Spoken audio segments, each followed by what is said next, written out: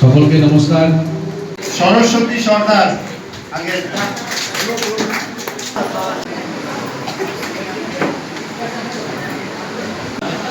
তাকে আমরা স্বাগত জানাচ্ছি।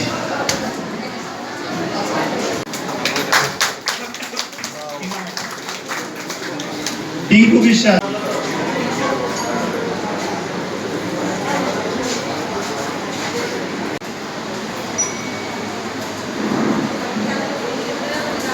ক্রেডিট হবে সেটা আমাদের তুলে দিচ্ছেন সম্মানীয় আমাদের বিধায়ক স্যার দীপা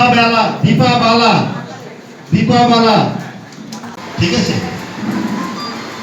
আপনাদের টাকা যেহেতু সিএম স্যার আজকে ঘোষণা করে বিধায়ক সাহেবকে সবাই ধন্যবাদ। এর অন্যথা হয় অবশ্যই আমাদের সঙ্গে যোগাযোগ করবেন।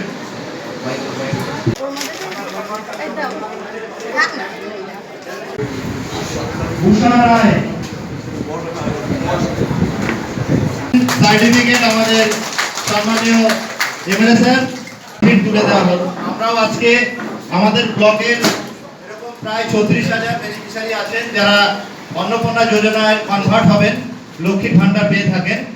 তার থেকে আমাদের কথা দিয়েছিলেন 3,000 টাকা করে দেবেন। আমরা আগে লক্ষ্মী ভান্ডার 1,500 টাকা করে পেতাম, 1,500 টাকা করে পেতাম, কিন্তু আমরা এই আজকের থেকে আমাদের 3,000 টাকা অ্যাকাউন্টে ঢুকলো।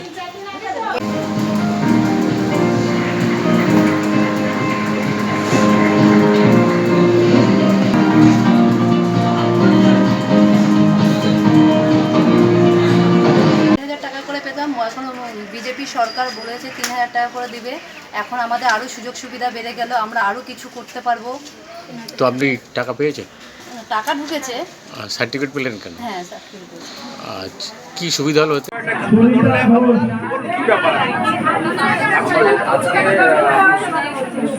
সরকারের যে ক্ষমতায় আসার প্রথম 3,000 করে অন্নপূর্ণা ভান্ডারের আজকে শুভ উদ্বোধন করা হলো মাননীয় মুখ্যমন্ত্রী শুভেন্দু অধিকারী মহাশয়ের নেতৃত্বে। আর তারই একটা অংশ হিসাবে কিশোরগঞ্জের মা বোনেদের অ্যাকাউন্টেও অন্নপূর্ণা ভান্ডারের যে স্কিম সেটা চালু হবে। সেই লক্ষ্যে আজকে প্রাথমিক স্তরে প্রায় 6,400